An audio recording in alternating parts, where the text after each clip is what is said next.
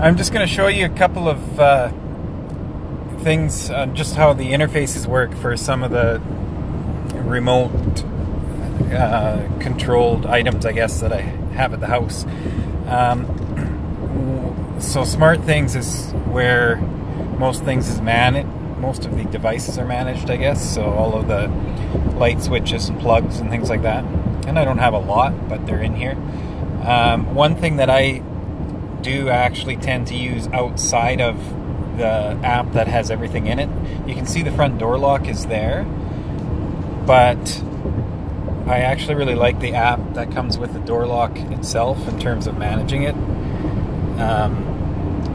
It's just laid out nicely for something that I use often. So from a distance, that's the item I use a lot. I don't really control the lights and stuff very much remotely.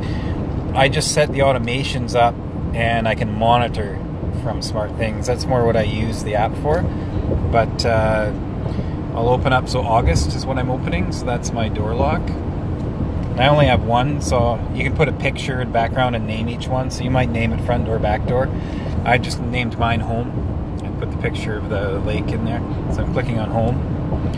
And I can see that the door is currently opened and it's unlocked and it's got a low battery alert. So I'll hit OK. So currently front door is open and unlocked. So I'm going to assume that somebody's home. In that case, the renter must be there. But that's what that is. And if it's locked and closed, you'll have a red circle. If I touch this, actually, I can still lock it even though it's open. So now it's locked, but it's open.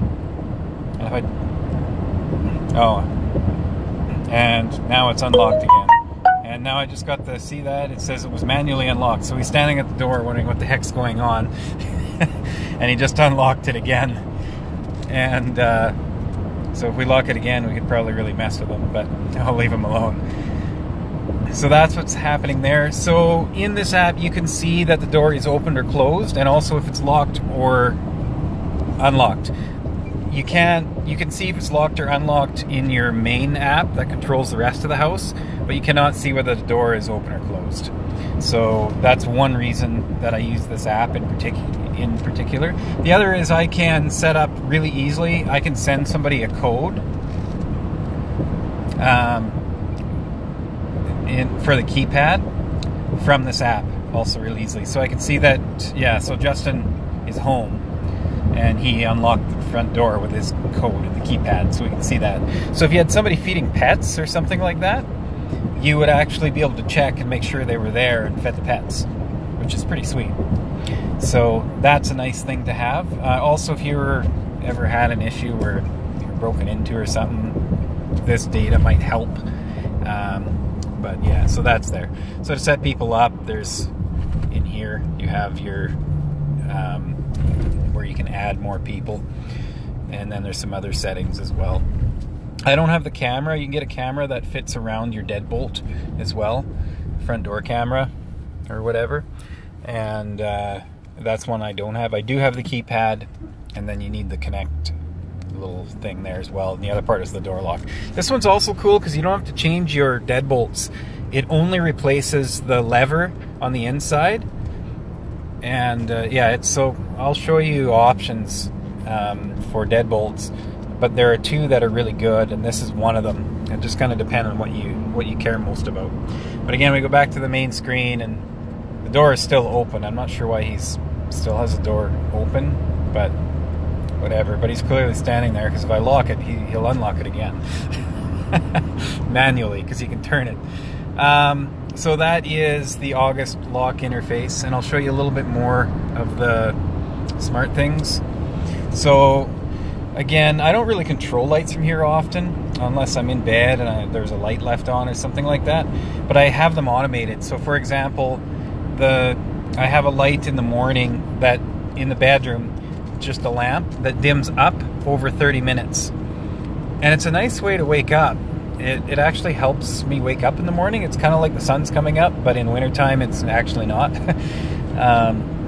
So that I find works pretty good. And when I leave the house, all lights turn off. That works, but it doesn't always work. The GPS features they're not super reliable, but you just don't use them for convenience, like turning off all your lights to save power. You just won't set them up for anything that's imperative that needs to be done. But I've got quite a bit of experience with what devices work and don't now, and they're really easy to program, actually. Things like I just mentioned, where when you like the gentle wake up and things like that. So if I wanted to, from here you can see I could control the front door lock, and it says it's unlocked, but it does not tell me again whether the door's open or closed from within this app, which is fine. You can do that though. You can add a door sensor. But say I wanted to, the mirror lamp, so I've got a lamp beside a tall mirror, I can just turn it on and it'll come on to wherever the dimmer is setting currently, or I can grab this dimmer and drag it and it'll turn it on and set it to where I left the dimmer, which is at 52%. And I'm only at like 2 bars, 3 now, so I guess it did work.